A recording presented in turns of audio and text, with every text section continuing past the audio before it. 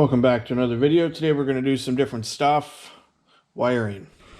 So I made this wiring harness about a year ago for a battery. So you got your positive, negative terminals here.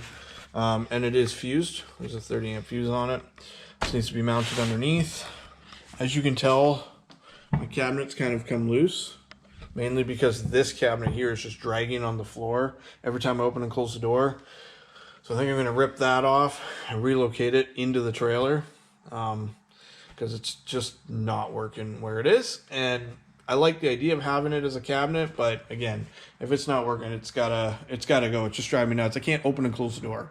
I have to fight with it consistently, and that's not what I want to do.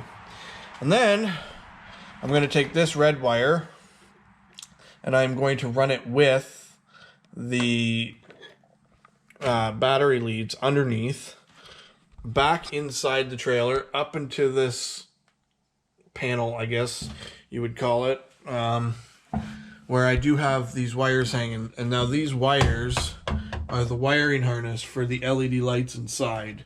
So what I'm going to do is I'm going to create a quick disconnect from the car battery to the trailer. So everybody knows what a 4-pin connector looks like.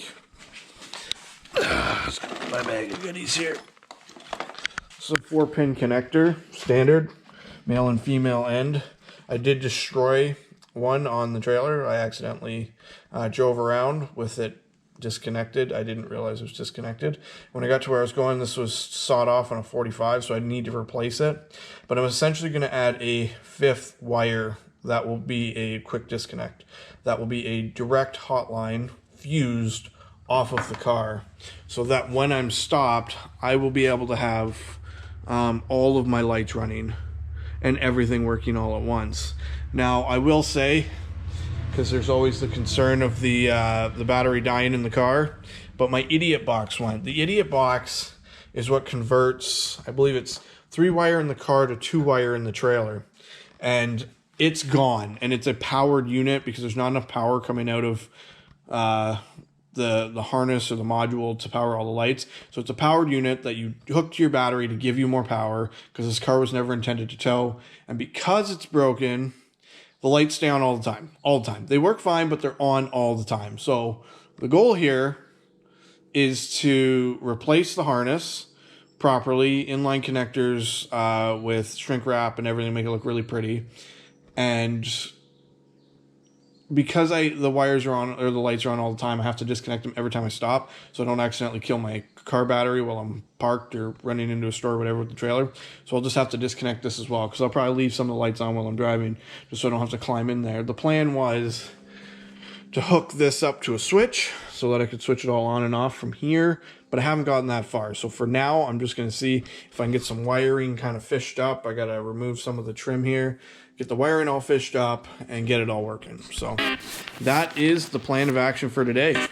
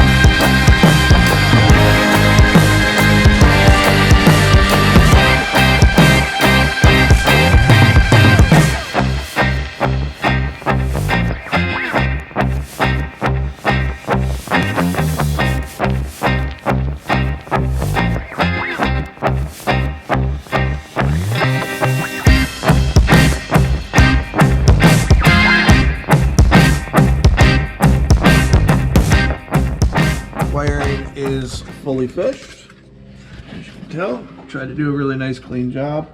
Put a grommet in the floor in the back so that it's sleeved as it's going through the floor.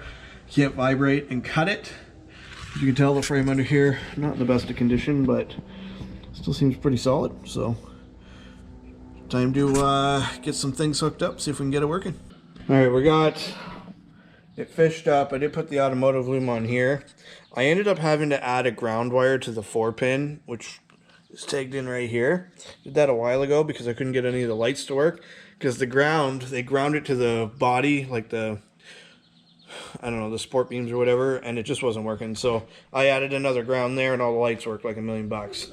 So what I did is I ran my red wire up here, grabbed the white wire because it was just exposed, ran it up, and essentially created a nice little T-junction here, and then tagged it back on. What I've also been doing is, because I don't have any extra self-tapping screws, is when I take them out, I just put a stainless steel one back in. So I can, add one there. I'm going to add one for the big jobby back there. And now I'm running it up so it all kind of runs together so it looks somewhat OEM. And then this is the plug I'm going to use. So one end will go on the trailer, one end will stay in the car, like so. And we will have a 5-pin trailer connector. It's been a minute. Had a nap. Fed the dogs. Did what I needed to do. I've got most of this run. I did have to run out and pick up some tools off my brother. So I am going to drill a hole in the box and get some of that done. But this is where we ended up. New 4-pin. As well as a bonus power. I did plug the lights in. They do all work. I have wired the car. And it is fused. You can tell there's a tube fuse right here. There's a bit of extra wire there because I'm not too sure how long I want all of this quite yet. It's starting to rain. I should probably close that. There's the doggos. So if this works, as I mentioned, the idiot box is broken, so the lights turn on all the damn time. So there's pin connection number 5.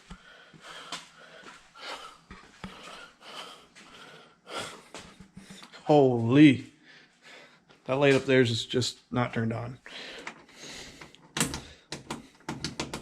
Look at that. We have freaking success. Holy smokes, guys.